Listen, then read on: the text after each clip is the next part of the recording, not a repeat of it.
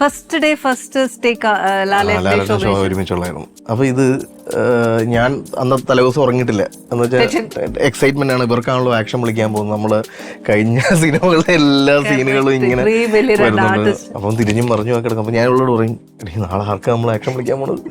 ശോഭനയും മോഹൻലാലും എന്ന് പറഞ്ഞൊരു എക്സൈറ്റ്മെന്റ് ഉണ്ട്. അങ്ങനെ നിന്ന് പൂജയൊക്കെ കഴിഞ്ഞതിന് ശേഷം രണ്ടുപേരും കൊച്ചു കുട്ടികളെ പോലെ, സാർ ഞങ്ങൾ എന്താണ് ചെയ്യേണ്ടത്? അപ്പോൾ ഇത് നമ്മളാക്കുവാണോ? ഞാനിങ്ങനെ സാർ ഞങ്ങൾ അപ്പം ഞാൻ മാം ഒരു സാരി വീട്ടിലൊക്കെ ഞാൻ എൻ്റെ അച്ഛനും അമ്മയൊക്കെ കഞ്ഞി മുക്കിയ സാരി വെച്ചിട്ട് ഇങ്ങനെ വലിക്കുന്ന കോട്ടൺ സാരി മടക്കുന്നൊരു കണ്ടിട്ടുണ്ട്. എനിക്ക് അതുപോലത്തെ ഒരു സീൻ സോങ്ങിലേക്കുള്ള സീക്വൻസ് ആണ്. അതൊന്ന് ചെയ്യാം. അതെങ്ങനെയാണ് വലിക്കേണ്ടത്? ഇതിപ്പം ഞാൻ പറഞ്ഞു കൊടുക്കുന്ന കാര്യം രണ്ടുപേരും സാരി, പക്ഷെ എന്നാലും നമ്മൾ ചെയ്ത് എങ്ങനെയാണ് പറയണം. പിന്നെ ഞാനപ്പം എൻ്റെ അസോസിയേറ്റിനെ വിളിച്ചിട്ട് ഇങ്ങനെയാന്ന് പറഞ്ഞു. അത് മടക്കണമായിരുന്നു.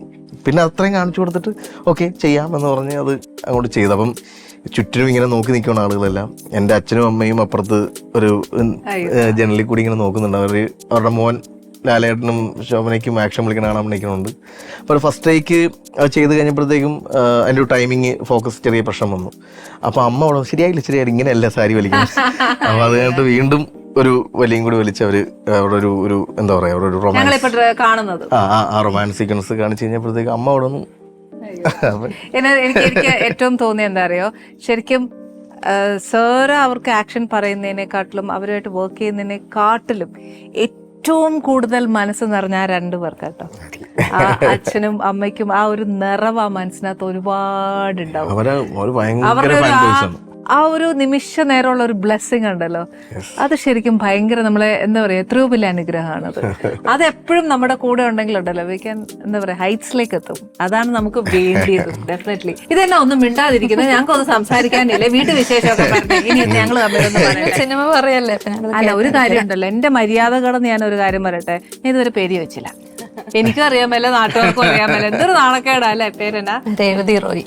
രേവതി. ഓക്കെ. പിള്ളേര് രണ്ടുപേരല്ലേ? ഞങ്ങള് സംസാരിക്കുന്നത്, ഞങ്ങൾ കൊച്ചു കുറെ നേരമായിട്ട് മിണ്ടാതിരിക്കുന്നു. അന്നേരം മിണ്ടാതിരിക്കുന്നോടൊന്നും എനിക്ക് ഇഷ്ടമല്ല. നമുക്ക് വർത്താനം പറയണം അല്ലേ, വീട്ടുവിശേഷങ്ങൾ പറയണം.